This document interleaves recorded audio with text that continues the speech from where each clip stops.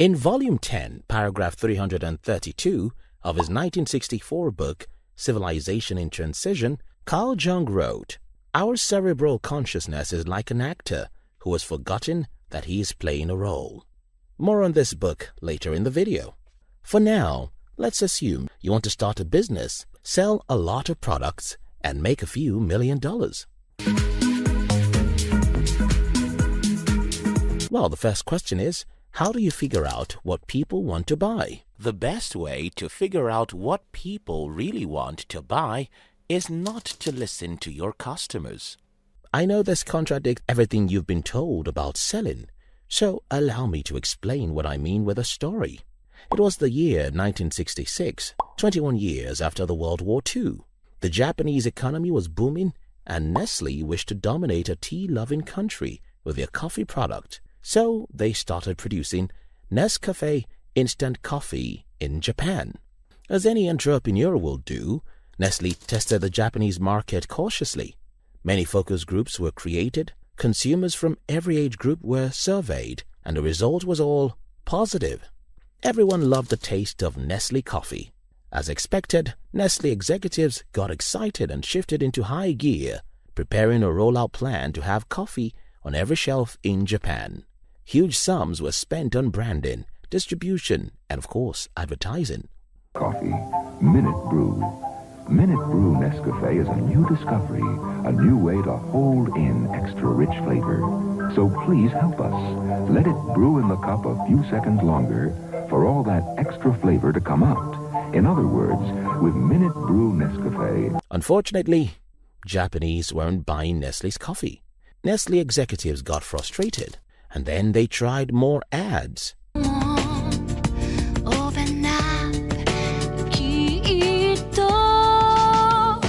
And more ads.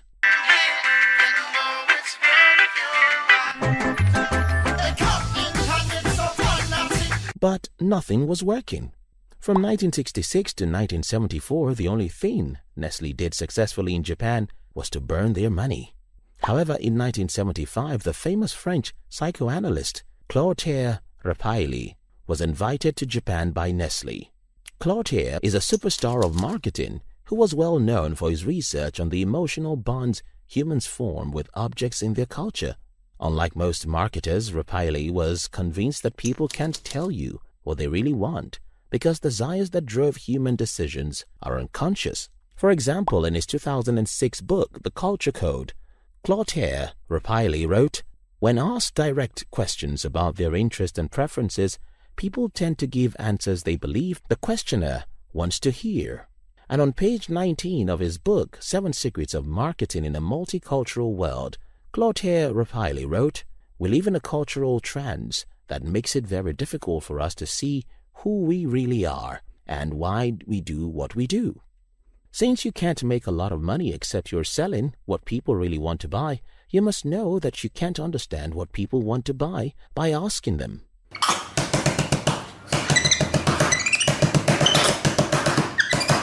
The best way to know what people want to buy is to pay attention to what they're already buying. I'll explain this in detail later in the video. For now, let's check another historical example of how people don't know what they want to buy.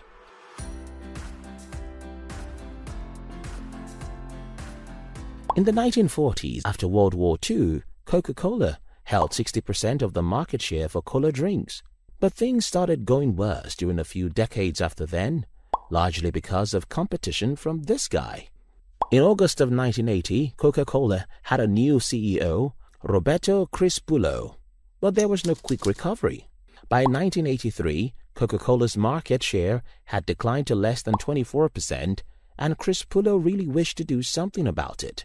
A new drink was formulated for Coke under a secret project headed by marketing vice president Sergio Zeiman and the Coca-Cola USA president Brian Disson. They managed to create a new cola flavor that won taste tests hands down. Coca-Cola's new product would be a sniper to Pepsi. Because, why not? About 90% of people who tasted it in a blind test said they preferred it to anything else. And on April 23, 1985, Coca-Cola released the new Coke. As Coca-Cola enters its 100th year, we know of no better way to thank the billions of consumers who have made Coca-Cola what it is than to give them a Coca-Cola that is better than ever. Introducing the new taste of Coca-Cola. Unfortunately, nobody wanted the new Coke, not even monkeys.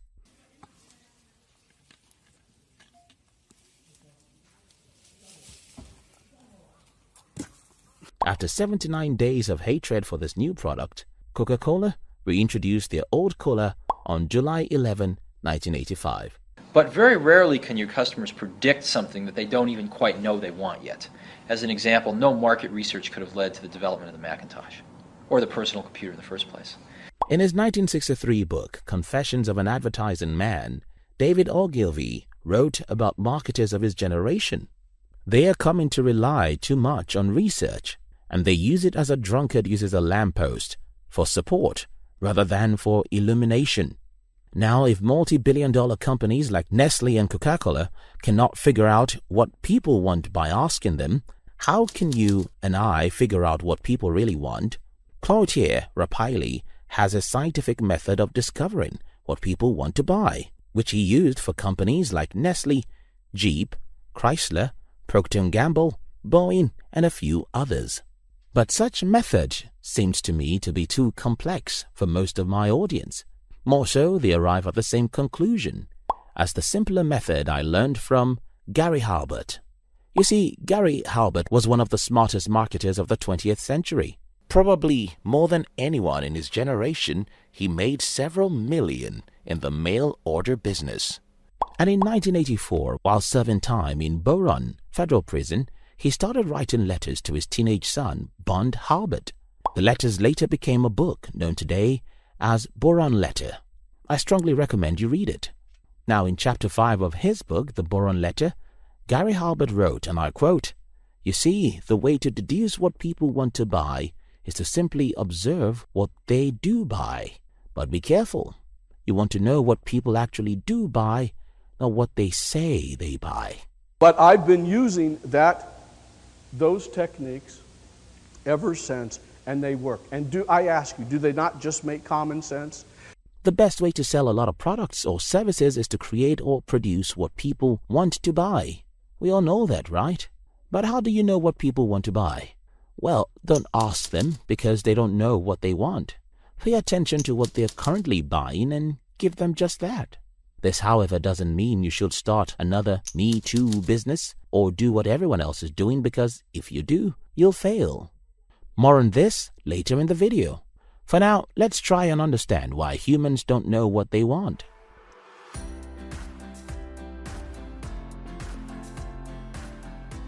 In his 1964 book, Civilization in Transition, Carl Jung wrote, "In each of us there is another whom we do not know."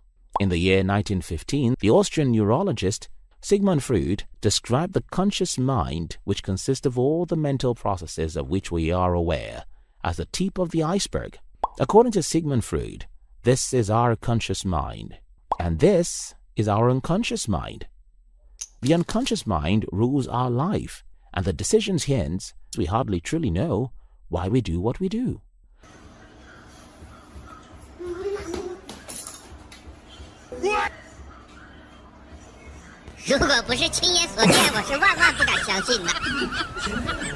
According to David Eagleman, an American neuroscientist and author of The Brain, The Story of You, 95% of our decisions are made up of our unconscious mind.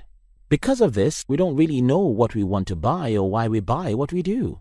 According to a 2008 study by Alex Poger, Associate Professor of Brain and Cognitive Sciences at the University of Rochester, even though humans have the capacity to make smart decisions, those decisions are being made by our unconscious mind. Another 2008 study from the Max Planck Institute in Germany found that even when we think we've made a conscious decision, our brain has unconsciously made the decision up to 7 seconds before our conscious mind takes over.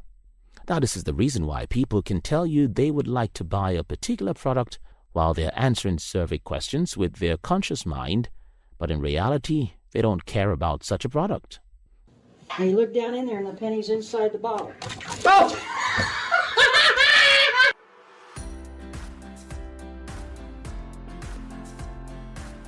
Earlier in this video, I talked about the fact that the best products you can sell to make a lot of money is the products people are already buying. By this, I do not mean that you'll make a lot of money if tomorrow you start selling cola drinks, mobile phones, or search engines. Instead, I mean you should first identify what people are buying, then make a superior version of that thing they are already buying. There are two ways to do that. First, add a few technologies to an existing market. For example, YouTube is not a new business. Excluding a few technologies, what you're watching now is a TV. Uber is a taxi company. Amazon is a supermarket. And Google is a library. Long before all those companies, people have been buying what those companies are selling now, in another form. The second way to go about this is to creatively add 3, 5, or even 7 elements of an existing business model to create one unique model or product. To do this, you have to be very creative, which is the reason why you should watch the video on your screen right now. This video right here will teach you how to be creative so you can know how to create something unique that people want to buy. See you in the next video.